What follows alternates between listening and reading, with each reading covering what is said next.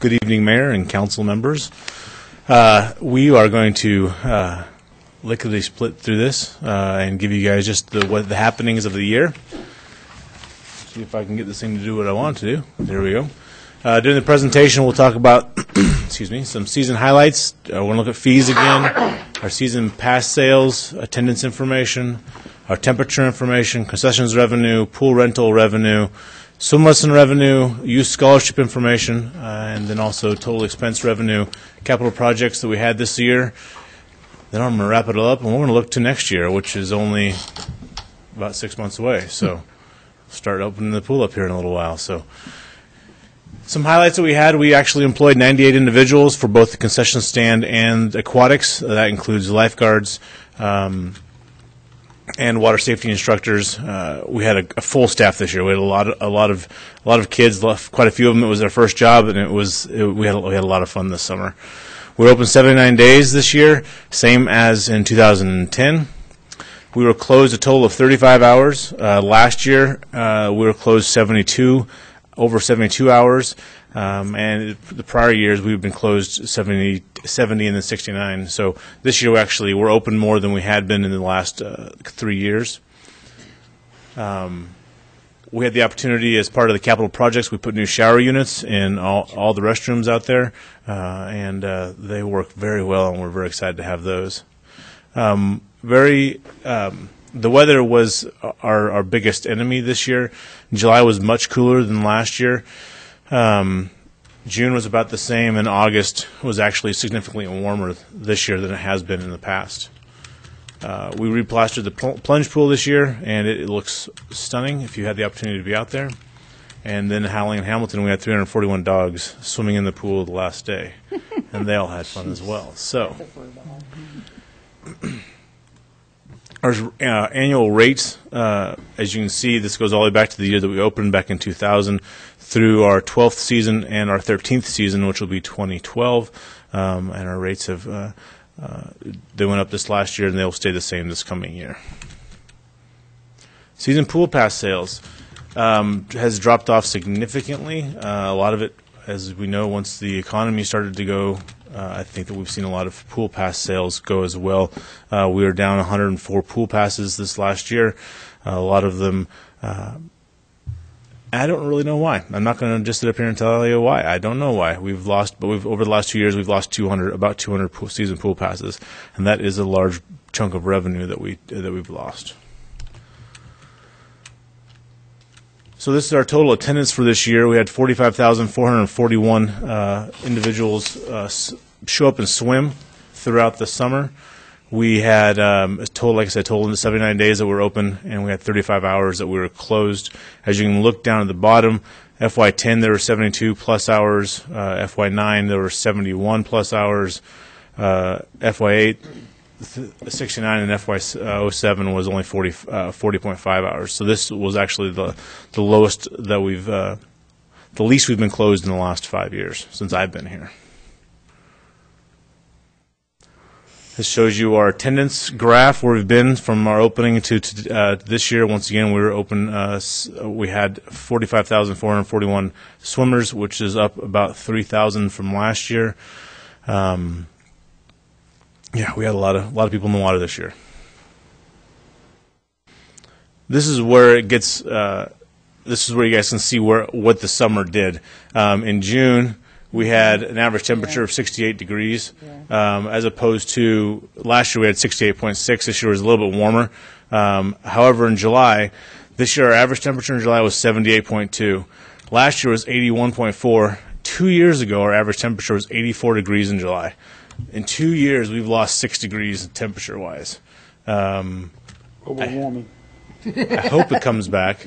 But in August, we actually jumped up almost 4 degrees, to where we actually ended up to where we were slightly cooler than last year, but right about the same. And the biggest difference, as you can see, is over here in the 90-degree range. We only actually had 5 days where it was 90 degrees or warmer on the Palouse at the pool. So with a lot of 80s, but not very many 90s. And as you can tell by the next slide, the days that we have the 90s and plus, I have over 1,000 individuals in the pool on average, as opposed to the days I lose I mean, once it gets into the 80s, we drop down almost 220 people. So those extra days of being in the 90s really hurts attendance, and we could have been a lot better. So, but we had a lot of people there. So, concession revenue is going down once again. With it being slow in June and July, we obviously when you're slow, you don't sell a lot. And also, what I'm finding is that with the economy, if you looked at our concessions revenue in 2009, it was high as well. And then it starts to go down. We do have an open pool policy, so you are able to bring food and snacks in. And I know, speaking from personal experience, that as much as I love to support the pool that I run, my family actually we all bring in our own food as well. And I think we're seeing a lot of people do that. We are going to be offering some more foods, some healthy foods, some Nutri-Grain bars, and some other more health foods to be able to get to some kids, and that might hopefully increase revenue as well. Our expenses for the year on concessions was just over $15,000. So the difference there is $18,539. Our pool rental revenue, this was at $8,800 this year, a little bit down from last year, but a lot of people swimming, a lot of people having fun, and these are rentals of picnic tables.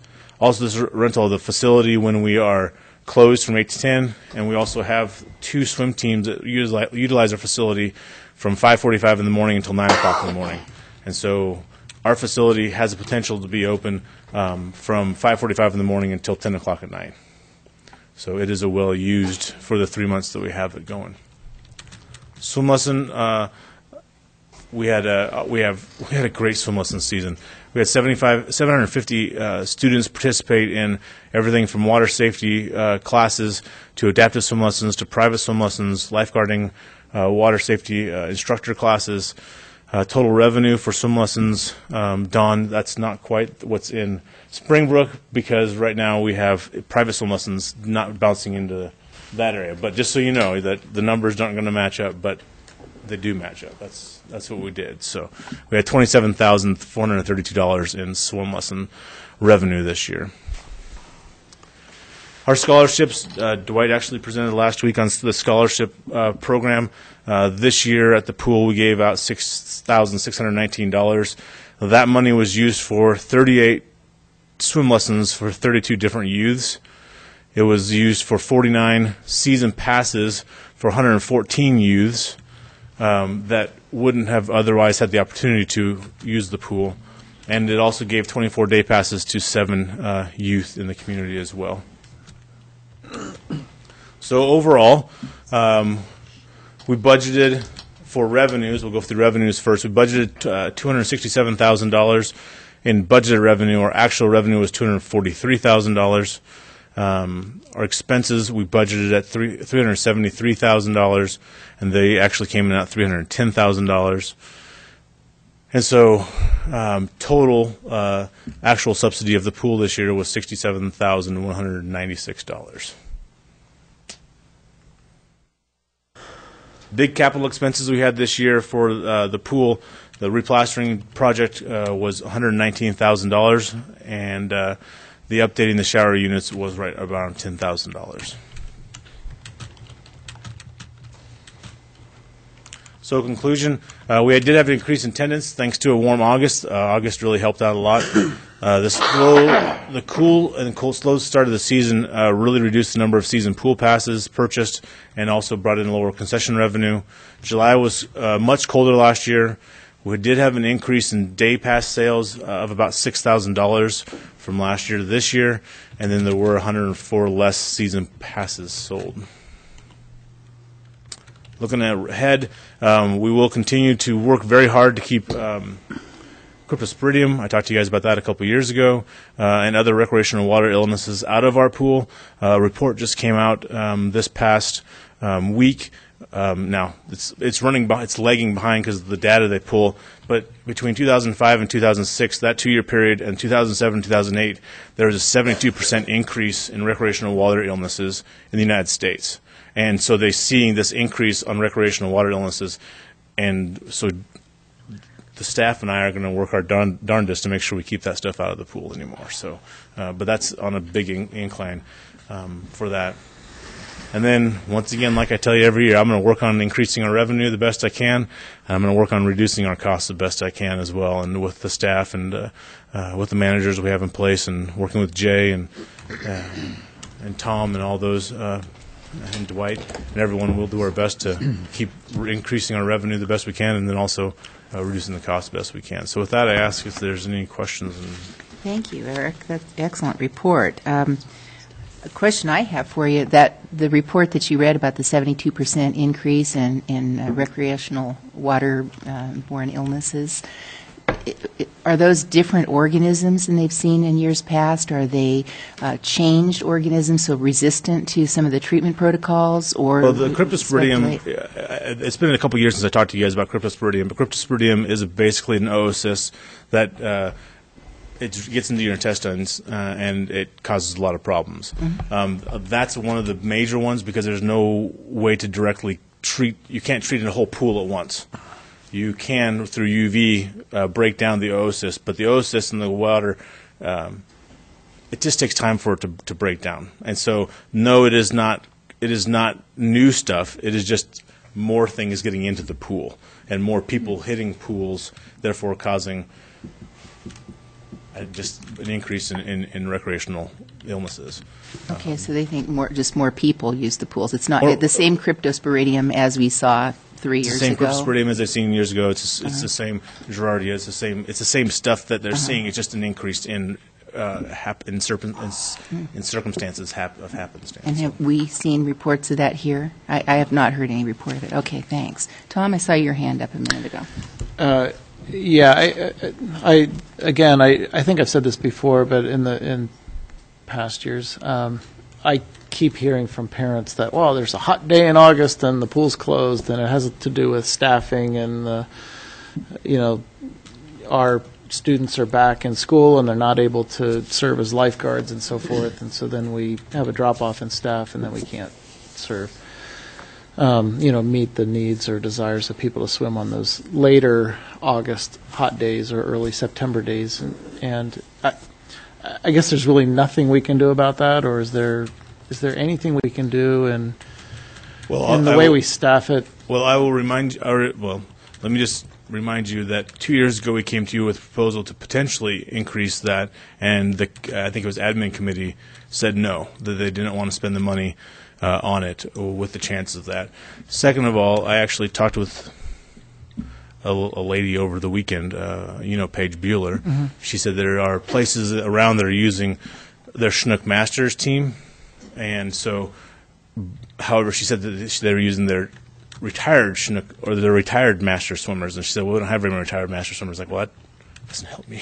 So, realize that there is an increased cost by being open those additional 5 days. We run an average of about $2,200 a day in staffing on a busy hot day. Sure. So therefore, realize that's almost an extra $11,000 of just staffing. That doesn't include electricity. That doesn't include chemicals. It doesn't include anything. That's just getting people to watch the water and to serve ice cream. That's $11,000 extra for that week. And 2 years ago, council members said they didn't want to do that at that time. And so we do think we could get some staff, and then we could potentially, obviously I can't say that right now because I don't know who my staff's going to be this next year. But there is, we last year or 2 years ago got agreements from people that said that we could possibly do that, and they could possibly make their schedule work. And so to say that we could look at it again this year, but realize that that's an additional $11,000 potential just on my staffing.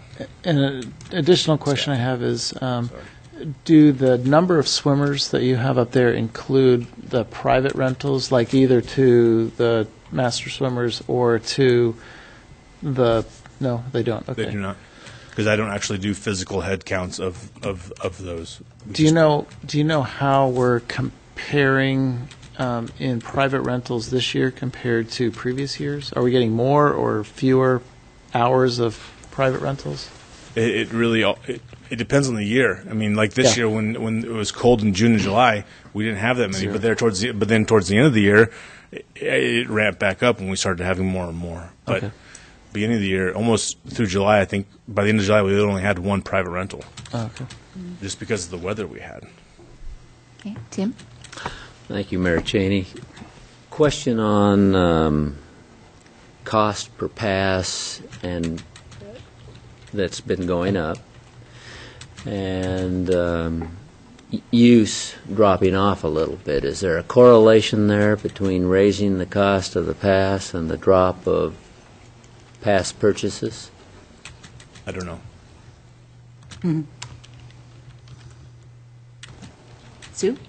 I was noticing your slide that had the deficit of the city subsidy. So even though the revenue was down, the deficit's down too. So it's Costs were down so much. because the costs were down. Yeah. So actually, budget-wise, that wasn't too bad, even though you had cold days in July. Well, we managed it. And you managed it, yeah. So if we had that extra $11,000, it still wouldn't be the deficit that we had budgeted. We'd still be. So that's just a thought. Eric, are there more conversations to be had about the Youth Recreation Scholarship Program? I know the council has consistently voted to support doing that, to, not ask questions and just let kids swim or let kids play sports. Is that a conversation that needs furtherance from your perspective? I'll probably talk about it a little Do you want Staff's a report from council members talked about admin? that. Okay. Okay. Yeah. Yeah. Anybody else? Mayor Cheney? Yes, Walter.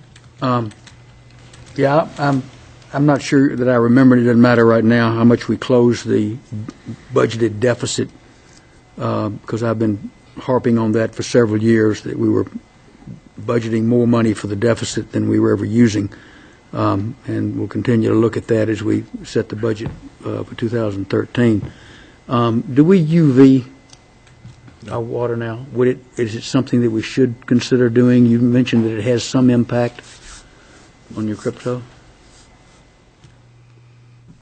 No. Okay. No. All right. And has there been any discussion other than thought about banning outside food and drink? No, the pool is opened this way, and we have not. We've not had the conversation of doing that. I'm not suggesting you do, just asking. I think you had mentioned that when you were talking about your revenues that they were down, and yet everybody, including the staff, brings food in. Absolutely. This reminds me of when Jerry Jones bought the Cowboys. You couldn't bring a glass of water into that stadium. You bought it from him. I don't know that we want to go there particularly. No. Wayne? Well, Eric, I think you're doing a pretty good job trying to run something that has so many unknown tangibles involved in it. With the economy being like it is, that could be a reason for the less passes. I see you have more day usage. I don't know, did the day usage offset the loss in revenue? It didn't. Would it be better to ban food and make them buy there? I don't know that that's the answer either.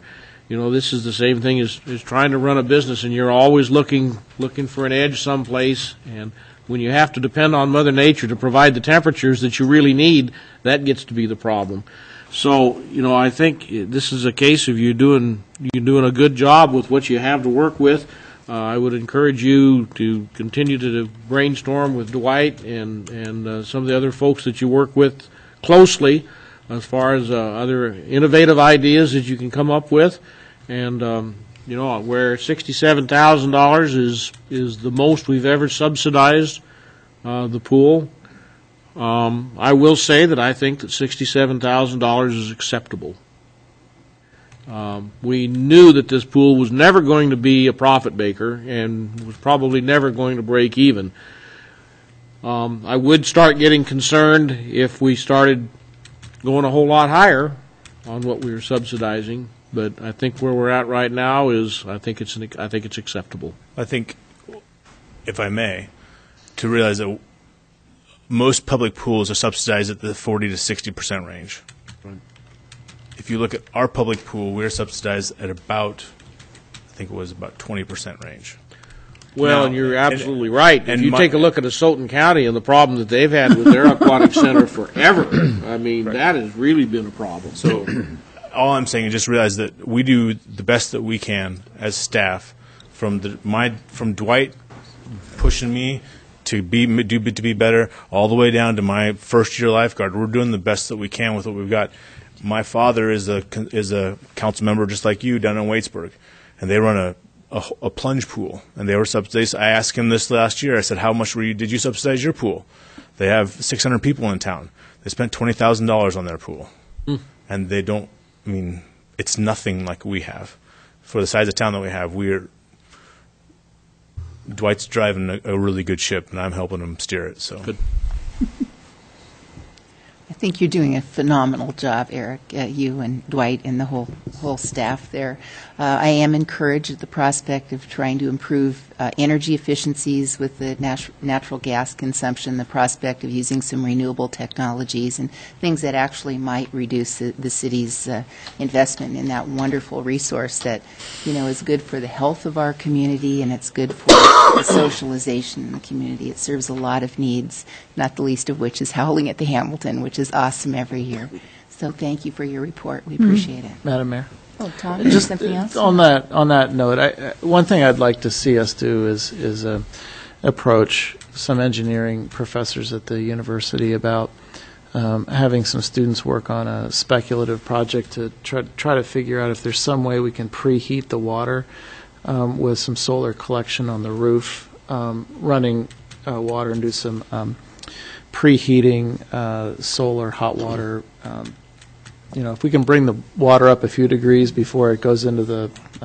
So you're asking. I'm look at interested.